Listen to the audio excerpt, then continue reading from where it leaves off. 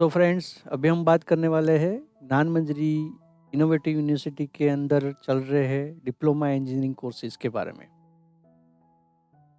Diploma engineering की admission की लेने के लिए कुछ एलिजिबिलिटी चाहिए। आप पोज करके इस स्लाइड को पढ़ के एलिजिबिलिटी डिफाइन कर सकते हो।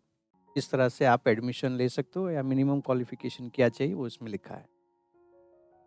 हम लोग अगर बात करें डिप्लोमा इंजीनियरिंग की ब्रांचेस के बारे में, तो ज्ञान मंजरी यूनिवर्सिटी में computer engineering, information technology, chemical engineering, civil engineering, mechanical engineering and electrical engineering में डिप्लोमा हो रहा है। डिप्लोमा क्यों? अगर हम लोग किसी को पूछे कि डिप्लोमा क्यों भाई, तो उसके लिए हमें कुछ समझना पड़ेगा। जैसे जनरली हम लोग बोलते हैं कि भाई सचिन तेंदुलकर जो है ने 8 स्टैंडर्ड से या अर्ली एज के अंदर क्रिकेट खेलना चालू किया होता, तो हो सकता है वो सचिन तेंदुलकर इससे भी आगे जाए। या तो फिर लता मंगेशकर जी ने अपनी बहुत ही छोटी सी उम्र से गाना चालू किया होता, सीखने का चालू किया होता, तो हो सकता है लता मंगेशकर भी लता मंगेशकर प्लस बन सके। तो इसी हिसाब से डिप्लोमा इंजीनियरिंग जो है वो इंजीनियरिंग डिग्री इंजीनियरिंग का एक अर्ली स्टार्ट है। अगर किसी को इंजीनियरिंग करना है तो उसको ज़्यादा से ज़्यादा इंजीनियरिंग का एक्सपोजर इंजीनियरिंग स्टडी का एक्सपोजर होना चाहिए। और वो किस किस फेज पे मिल सकता है, तो कि डिप्लोमा फेज के। तो इसका पॉइंट्स मैं आपको वन बाय वन डिफाइन करूँ, तो उसका फ़ायदा ये है कि strong knowledge foundation of relevant field. आप जो भी फील्ड में, कंप्यूटर में हो, मैकेनिकल में, इलेक्ट्रिकल, सिविल या केमिकल, जिस भी फील्ड में आपको आगे बढ़ना है, उस फील्ड के अंदर आपको डिप्लोमा अगर करते हैं, तो उसकी स्ट्रॉन्ग जो है वो नॉलेज आपको मिल सकती है उस फील्ड की, क्योंकि आप अर्ली स्टार्ट करते हो। सिंपल एग्जांपल है, सिंपल बात है। स्टूडेंट जो है वो जो डिप्लोमा का सर्टिफिकेट आता है, वो स्टूडेंट्स को 12th इक्विवेलेंट ही मिलता है। इसका मतलब ये हुआ कि आपको 12th की जो सर्टिफिकेट है उसी हिसाब से डिप्लोमा करेंगे तो आपको इक्विवेलेंट सर्टिफिकेट, मतलब 12th जहाँ पर चाहिए। अगर आप बोलेंगे कि भाई 12th पास कहीं पर जॉब निकली है जिसमें 12th पास पर्सन ही चाहिए, तो आप डिप्लोमा किया है मतलब आप 12th पास इक्विवेलेंट ही हो, तो आप उसमें भी अप्लाई कर सकते हो, रिलेवेंट जॉब में भी अप्लाई कर सकते हो। कैंडिडेट जो है वो उसको बीटेक के अंदर सेकंड ईयर से एडमिशन डायरेक्ट मिलता है। इसका मतलब ये हुआ कि अगर आप 11th-12th कंप्लीट करते हो, उसके बाद इंजीनियरिंग करते हो, तो 11th-12th का 2 इयर्स और इंजीनियरिंग का 4 इयर्स, उस हिसाब से टोटल 6 इयर्स में आपकी इंजीनियरिंग, बीटेक इंजीनियरिंग जो है वो कंप्लीट होती है। तो अगर डिप्लोमा करके डिग्री भी करते हो तो वही समय होता है, क्योंकि डिप्लोमा का 3 इयर्स और डिग्री के अंदर आपको डायरेक्ट सेकंड ईयर से एडमिशन मिलेगा।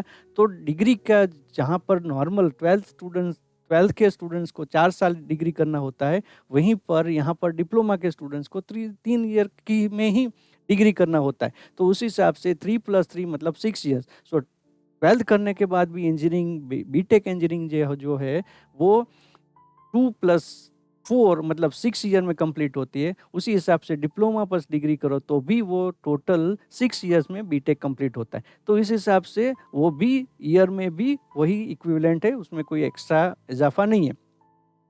उसके अलावा हमने देखा है, हमारा एक्सपीरियंस है, आप किसी को भी पूछ लीजिएगा कि डिप्लोमा टू डिग्री मतलब डिप्लोमा करने के बाद जिसने डिग्री किया है उसकी डिमांड जॉब में पहली होती है। मतलब 7 सेमेस्टर में, डिग्री के 7 सेमेस्टर में जब स्टूडेंट्स आते हैं और कंपनियाँ आती है, तो वो डेफ़िनेटली उसको प्रायोरिटी, डिप्लोमा टू डिग्री जो बच्चे कर रहे हैं उसको प्रायोरिटी देते हैं। क्योंकि उसका जो इंडस्ट्री एक्सपोज़र हो, मतलब प्रैक्टिकल एक्सपोज़र हो, उस फील्ड का एक्सपोज़र है, वो ज़्यादा होता है, क्योंकि उसने डिप्लोमा भी किया है जिसमें भी उस फील्ड में वो काफ़ी सब्जेक्ट्स पढ़े हैं, और फिर डिग्री कर रहे हैं तो उस फील्ड में भी वो काफ़ी सब्जेक्ट कर रहे हैं। वेरियस जॉब ऑफर्स उसको डिप्लोमा में मिल सकता है। मतलब ऐसा नहीं है कि आपको डिग्री करना ही है। अब डिप्लोमा करके भी अगर ऐसा हुआ कि किसी सिचुएशन के बेस पे आपको फैमिली में आगे पढ़ने की मतलब ऑप्शन नहीं है, आप पढ़ नहीं पा रहे किसी भी रीज़न से, तो आप डिप्लोमा के बेस पे भी आप डायरेक्टली जॉब कर सकते हैं। 12th पे ऐसा नहीं होता है। ज़्यादातर 12th के बेस पे कोई भी जॉब अवेलेबल नहीं होती या कम होती है। तो डिप्लोमा का ये भी एक फ़ायदा है कि आप डायरेक्टली जॉब कर सकते हो।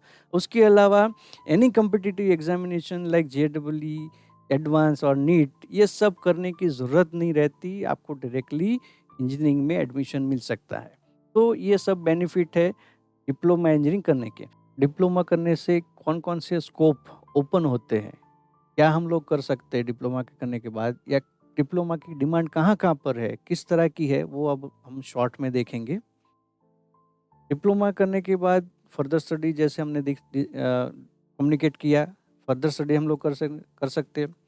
Job opportunity public sector, PSU या प्राइवेट सेक्टर में होती है। जॉब अपॉर्च्युनिटी का मतलब क्या है कि 12th करने के बाद बहुत कम ऑप्शन होते हैं कि जहाँ पर हम लोग जॉब कर सकते हैं। बट डिप्लोमा करने के बाद किसी भी सिचुएशन अगर आई ऐसी हमारी फैमिली में कि जहाँ पर हम लोग आगे पढ़ना नहीं चाहते, तो जॉब भी हम लोग आसानी से कर सकते हैं, क्योंकि काफ़ी ऐसी इंडस्ट्री है जहाँ पर डिप्लोमा का स्कोप है, जहाँ पर डिप्लोमा कैंडिडेट को प्लेसमेंट दिया जाता है, तो उस बेस पे कर सके। उसके अलावा कुछ सेल्फ एम्प्लॉय काफ़ी स्टूडेंट्स ऐसे होते हैं जो जैसे डिप्लोमा करने के बाद तुरंत ही सेल्फ एम्प्लॉयबिलिटी सर्विसेज चालू कर देते हैं, और उस सर्विस को देते हुए भी डिग्री इंजीनियरिंग करते हैं, फुल टाइम डिग्री इंजीनियरिंग करते हैं और साथ में अर्निंग भी करते हैं। तो डिप्लोमा में ये स्कोप रहता है कि डिप्लोमा करने के बाद आप अच्छी तरह से जॉब भी साथ में कर सकते हो, अपनी फैमिली की सिचुएशन को भी हैंडल कर सकते हो अगर ऐसी सिचुएशन होती है तो। एआई, एमई जैसे सर्टिफिकेशन भी आपको मिल सकते हैं based on the branches requirement, based on the depend on the branches.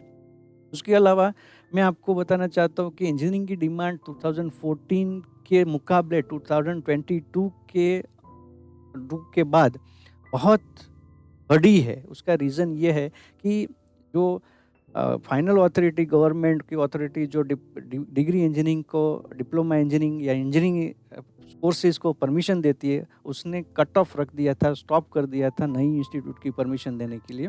उसी की वजह से 2022 ऑनवर्ड्स अभी जो डिमांड जो है उसके बेस पे सप्लाई जो है वो कम हो गई है, या तो हम बोल सकते हैं कि डिमांड जो है वो इंजीनियर्स की ज़्यादा हो गई है कंपेयर टू दी सप्लाईज। इसलिए धीरे-धीरे अभी आगे आप फ्यूचर में देखेंगे कि डिप्लोमा इंजीनियरिंग, डिग्री इंजीनियरिंग या इंजीनियरिंग जो स्टूडेंट्स है उसकी डिमांड खूब ही बढ़ने वाली है अपने अगले कुछ साल के अंदर। यहाँ पर मैं कुछ फिगर्स आपको और भी दिखाना चाहता हूँ, मैं इसके डिटेल में नहीं जाऊँगा, पर जैसे 2025 की बात करें तो वहाँ पर 10.5 की कंपैरिजन में 4.1 मिलियन पब्लिक ही अवेलेबल होगी या स्किल इंजीनियर्स अवेलेबल होंगे। जो ये ग्राफ, ये सोर्स जो है वो दिखा रहा है, ये गवर्नमेंट की इंफॉर्मेशन साइट से हमने यहाँ पर रखा है, जहाँ पर से आप पता कर सकते हैं कि किस तरह से डिमांड, इंजीनियर्स की डिमांड बढ़ने वाली है। एक और भी ग्राफ दिखाना चाहता हूँ जो सर्वे से मैंने लिया है यहाँ पर कि 2025 के मुकाबले 2015 के मुकाबले 2025 में किस तरह से डिमांड जो है वो बढ़ेगी। अराउंड हम कह सकते हैं कि 2 मिलियन पीपल, स्किल पीपल की रिक्वायरमेंट जो है वो बढ़ने वाली है। आप डिटेल में ये सब जो टेक्स्ट है उसको पढ़ के आप जान सकते हैं। मैंने आपको रेडी रेफरेंस यहाँ पर पेस्ट इसलिए किया है, यहाँ पर रखा इसलिए कि आप अपने हिसाब से अपनी फ्यूचर का प्लान कर पाए। और एक स्लाइड मैंने यहाँ पर रखी है जो बताता है कि कौन से फील्ड के अंदर कितनी डिमांड्स अगले सालों में बढ़ने वाली है या रहने वाली है। तो उस हिसाब से आप अपने फील्ड को भी चूज़ कर सकते हैं। मैं इसके डिटेल में नहीं जाऊँगा अभी आप उसको पॉज़ करके आप अच्छी तरह से उसको रीड करें, और ताकि आपको पता चल जाएगा कि क्या डिमांड होने वाली है इंजीनियरिंग फील्ड की। ये और भी थोड़े बहुत फिगर्स है जो आप समझ जाएँगे अपने आप पढ़ने के बाद। दीज आर दी एरियाज़, ये एरियाज़ है जहाँ पर इंजीनियरिंग अच्छी तरह से हो सकती है। ये सब ब्रांचेस है, वो आप भी देख लीजिए एक बार कि कौन-कौन सी ब्रांचेस अवेलेबल है और उसको किसके अंदर कितना स्कोप है, आप उसके बेस पे जा सकते हैं। आपकी ब्रांच की, सभी ब्रांच की नॉलेज, आपको नाम तो एटलीस्ट पता होना चाहिए, ताकि जो भी ब्रांच आप सिलेक्ट कर रहे हैं उसमें से जो भी ब्रांच, जो फील्ड आप सिलेक्ट कर रहे हैं, आपको पता हो कि इस फील्ड के अलावा मैंने ये फील्ड सिलेक्ट किया। कभी-कभी ऐसा होता है कि बच्चों को पता ही नहीं होता है कि कौन-सी ब्रांच अवेलेबल थी, और फिर बाद में वो पूछते हैं कि ऐसी कोई ब्रांच होती है जिसके अंदर इंजीनियरिंग किया जा सकता है। तो वही चीज़, वो नॉलेज आपको मिले, इसलिए मैंने सभी ब्रांचेस जो मेन ब्रांचेस है उसकी इंजीनियरिंग के नाम, उस फ़ील्ड के नाम यहाँ पर मैंने डिस्प्ले किए हैं। अभी डिमांड की बात करें तो इंफ्रास्ट्रक्चर के अंदर काफ़ी कुछ डिमांड होने वाली है, क्योंकि अब हम लोग जानते हैं कि रोड, रास्ते, ब्रिजेज़ कितने इम्पोर्टेंट है हमारी कंट्री के डेवलपमेंट में।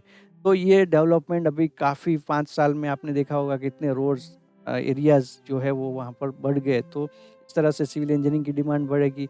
यहाँ पर विंड फार्म, रिन्यूएबल एनर्जी के फील्ड के अंदर इलेक्ट्रिकल इंजीनियर या ईसी इंजीनियर की डिमांड बढ़ने वाली है। वैसे गुजरात की बात करें तो 1600 किलोमीटर का सी एरिया है जो अभी अंडर डेवलपमेंट है, अभी डेवलप हुआ ही नहीं है। तो इसमें काफ़ी इंजीनियर्स जो है उसकी रिक्वायरमेंट होगी। अगर हम सोलार फर्म की बात करें तो आज 2 साल 3 साल पहले आप जाइए, कितने घरों में सोलार पैनल्स लगे हुए थे और आज कितने घरों में सोलार पैनल्स हैं। कितनी गाड़ियाँ पब्लिक में अवेलेबल थी, सोलार ईवी जो व्हीकल्स है, इलेक्ट्रिक व्हीकल है वो अवेलेबल थी, और आज कितने व्हीकल अवेलेबल है। तो इसकी डिमांड किस तरह से बढ़ रही है वो भी आप समझ सकते हैं, और इस बेस के अंदर इंजीनियर्स की डिमांड भी इतनी बढ़ेगी वो भी हमें पता है। अभी सभी रेलवेज इंजन जो है वो इलेक्ट्रिकल में कन्वर्ट होते जा रहे हैं। उसका मतलब ये है कि उसकी मरम्मत के लिए, उसकी मेंटेनेंस के लिए हमें इंजीनियर्स की ज़रूरत पड़ेगी। ये कुछ स्नैप्स, जो कटआउट्स मैंने यहाँ पर रखे हैं, जो बता रहा है कि special investment region Dholera, Gujarat की बात करें तो धौलारा के अंदर ये स्पेशल इन्वेस्टमेंट रीजन को डिफाइन किया गया है, जिसका फ़ायदा जो है वो सौराष्ट्र या गुजरात को काफ़ी होने वाला है, जो यहाँ से भावनगर से सिर्फ और सिर्फ 30-35 किलोमीटर के डिस्टेंस पे हमें अवेलेबल है। काफ़ी कंपनियाँ इस बेल्ट पे आ रही है। अगर हम बात करें बुलेट ट्रेन, हमने अभी देखा, अभी हम लोग बात करें कि गवर्नमेंट ने भी काफ़ी कुछ ऐसी प्लानिंग की है कि जहाँ पर जो भी कंपनी है गुजरात में हो, उसमें 80% गुजराती पर्सन को नौकरी में रखा जाए। तो इसी चीज़ से गुजरात के अंदर या इंजीनियरिंग फील्ड के अंदर एम्प्लॉयबिलिटी बढ़ने वाली है। हम लोग देखते हैं कि काफ़ी सारे बस स्टैंड जो है, बस स्टेशन जो नए हो रहे हैं, रिवर फ्रंट की बात करें तो ये सब जो डेवलपमेंट हो रहा है उसमें इंजीनियर्स की रिक्वायरमेंट है। हमने स्टैच्यू ऑफ यूनिटी देखा जो अभी वर्ल्ड में नोन है, जो अपनी हाइट के बेस पे जाना जाता है। तो यही इसकी भी ऐसे काफ़ी सारे मोनूमेंट्स अभी आने वाले हैं जिसकी बेस पे इंजीनियर्स की डिमांड बढ़ने वाली है। हमने रोरो फेरी सर्विस में भी देखा, इस तरह की सर्विसेज काफ़ी इंडिया में और जगह पर भी चालू होने वाली है। तो ये सब चीज़ में डेफ़िनेटली जो है वो इंजीनियर्स की डिमांड बढ़ेगी। सॉफ्टवेयर पार्क भावनगर में भी चालू हो रहा है, और काफ़ी कुछ एरिया जो है जहाँ पर गवर्नमेंट ने सेपरेट रीजन रखा है, जैसे गांधीनगर की बात करें या राजकोट की बात करें, तो इस रीजन के बेस पे हमें काफ़ी जो कंप्यूटर्स कंपनी है वो यहाँ पर आएगी, और उसके बेस पे इंजीनियर्स की डिमांड बढ़ेगी। हम लोग अगर देखें कि थोड़े समय के अंदर ही जो दिल्ली मेट्रो कोच है वो एक समय था जब हमने इंपोर्ट किया था, अभी क्वींसलैंड को इंडिया ने मेट्रो कोच जो है वो एक्सपोर्ट किया है। तो ये बता रहा है कि इंजीनियरिंग स्किल जो है वो इंडिया की कितनी बड़ी है और डिमांड उसके बेस पे कितना बड़ा है। ये सब जो है वो काफ़ी सारे गवर्नमेंट इनिशिएटिव्स भी है, जो दिखाता है कि इन सभी इनिशिएटिव की वजह से इंजीनियर्स की डिमांड आज जो है वो आगे बढ़ने वाली है, या अभी बढ़ रही है या बढ़ गई है।